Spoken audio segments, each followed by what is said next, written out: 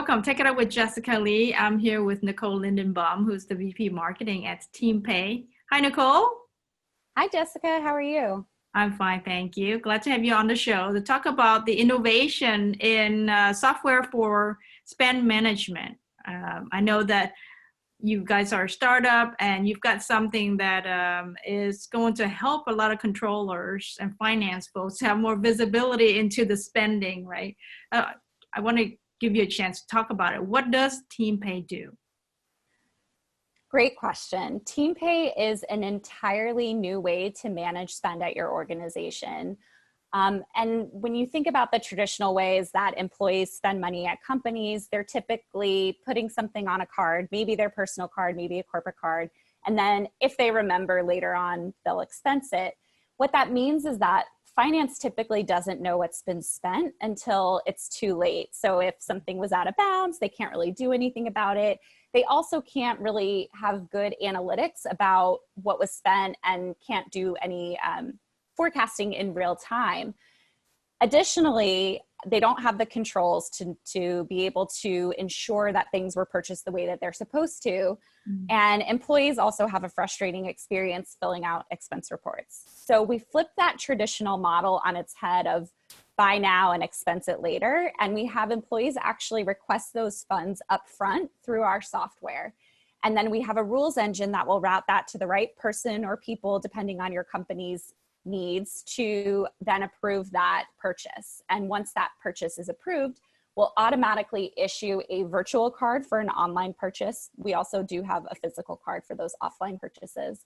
But the employee will get that virtual card number. They'll be able to enter it into whatever website they're trying to buy from.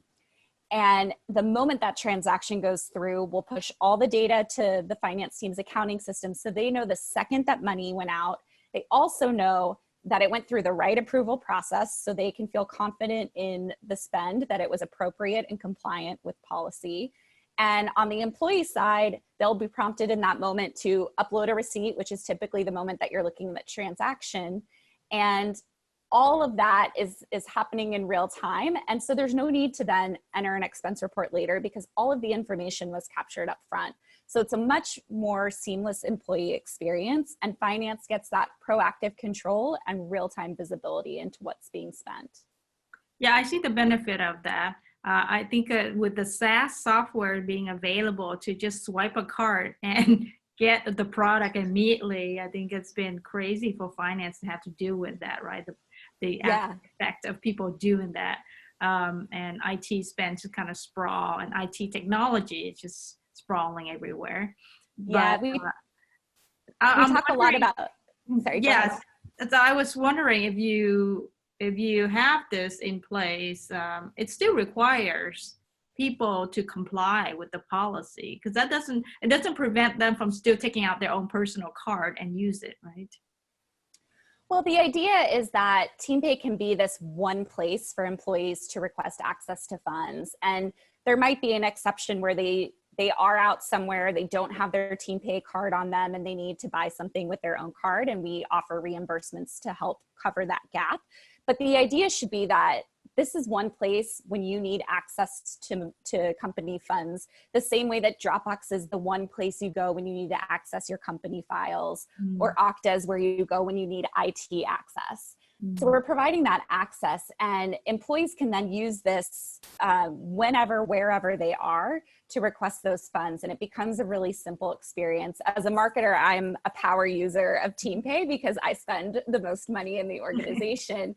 But I think there's this idea that, we talk a lot about the end user era. We're in an era now driven by the drive of SaaS products where employees across the organization are choosing the tools that they want to use, and they don't want to have to go through some IT buying cycle. And oftentimes companies aren't even requiring that anymore, but they want to make sure they've got control and visibility to make sure that if the product team is using a piece of software that someone else in the company tries to buy, that we're actually having those discussions and talking and making sure that we don't have duplicate subscriptions or things that we're buying that we don't actually need.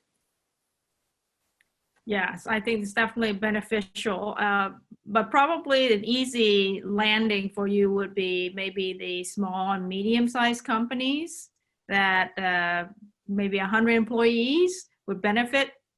Yeah, we've seen companies that are below 50 employees typically don't feel the pain as greatly because they're all probably in one room together. So figuring out who bought what and why is not so challenging. But we find that at about 50 employees and beyond, that's when the pain starts to come in. And the way that we did things as a smaller, more simple company don't work anymore. And we're maybe not all in the same location. Certainly that's more true now than ever. You Mhm. can't share a marketing credit card when you're not in the same office anymore, or at least not securely. So, so it is those more complex organizations that we're seeing. We've really found our sweet spot to be an employee size of about 200 employees up to 5,000. We started a little bit smaller than that, and the market has really pulled us up because what we find is that the more employees you have, the more complex your business is, the greater this pain can be. Okay, let's talk about building awareness, generating leads for the sales team. I know that everybody's shifting from small events on site to now virtual events. You know, there's conferences, webinars, there are summits and all that. So what are you doing to drive awareness online and generating leads online? Yeah, that's a great question. I think when I think about awareness of Teampay, we've got two different challenges. One is we're a new brand and how do we get people to know about us and hear about us? And the other is we're not a traditional expense management system. We're not a traditional procurement system that's really procuring your physical inventory. We're something totally different. So there's also a layer of awareness that where we've got to educate people about how what we're doing is different and why it's better and what the benefits can be. So there's a lot of messaging work that goes into that and a lot of sort of how do we position ourselves as different from those in the market? And then when you actually take that out into the market and you want to try to get those leads and bring them in for Teampay, there's a lot of different things that we're doing there. So we're a relatively new marketing organization. Most of the marketing team has been with the company for 9 months or less.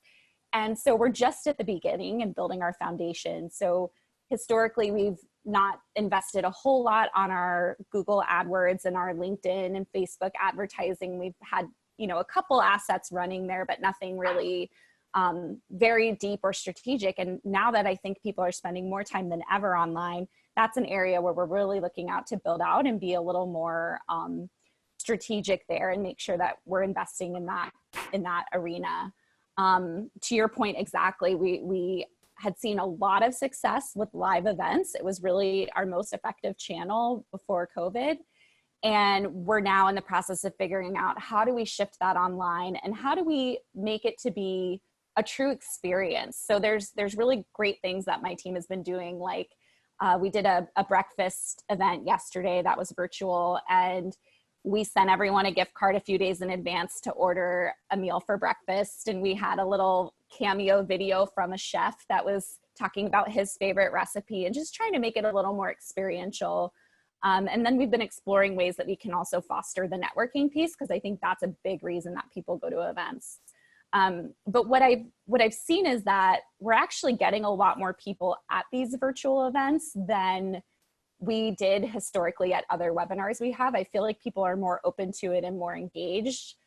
So that's been exciting to see. And I think a part that's been really strategic for us there is leveraging our partners.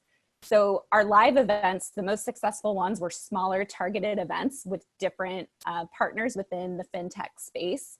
And I think just the ability to cross promote, to leverage each other's brands, use each other's outreach, share joint customer stories, always drove a lot of attendance and interest and engagement.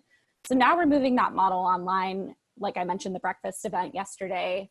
And we're still using those partner networks to help drive up those registrations and get some more leads out there.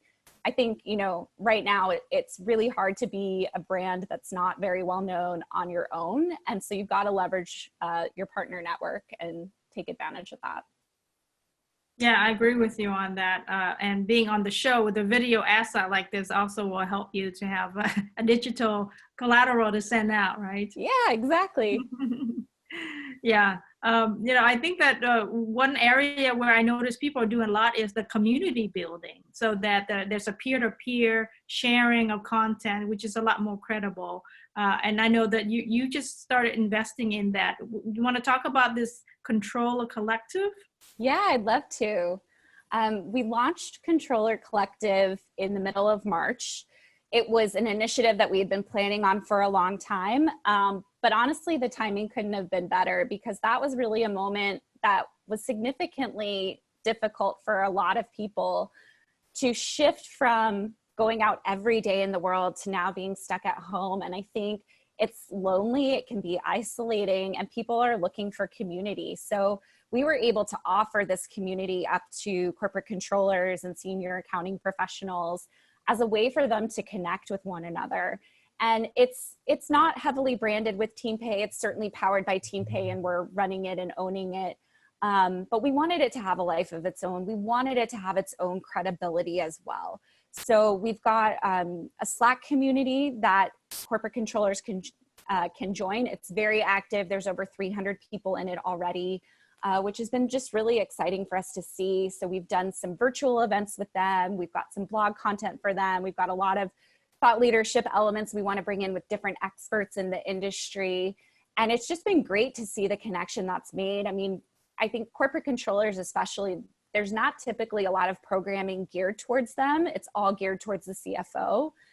And it's also a really lonely role. There's usually only one controller at every organization. So they really, I mean, the feedback we got within the first couple of days was just incredible in sort of validating that thesis. And, you know, people were just grateful to have others to connect with, especially at the time trying to figure out PPP loans and how do they navigate that, and what's the right accounting, and how do they think about the cash flow, and you know, that really nebulous legislation. You know, they all kind of were in it together, which was just really incredible to see. So we're really excited about the community piece. We're continuing to do events there. Hopefully one day we'll be able to do live events again and they can meet in person, but it's just been such an invaluable resource for so many people. Yeah, I think that's very smart because it's not just the technology, the tools that companies need to be more efficient, but in this situation, people need to have that emotional support. And so it's almost like a group support, right? Yeah, exactly. Exactly. Thank you, Nicole, for being on the show. Great to have you talk about Teampay's an innovative new SaaS software for spend management.